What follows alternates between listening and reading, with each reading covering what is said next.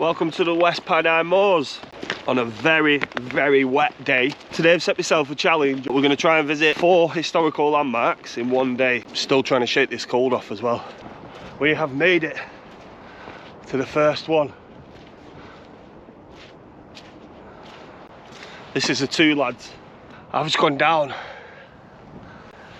I've really hurt my knee. I didn't even fall to the floor, I just twisted it. I'm like halfway up this hill as well. I'm gonna try and carry on anyway. Oh, that is sore though.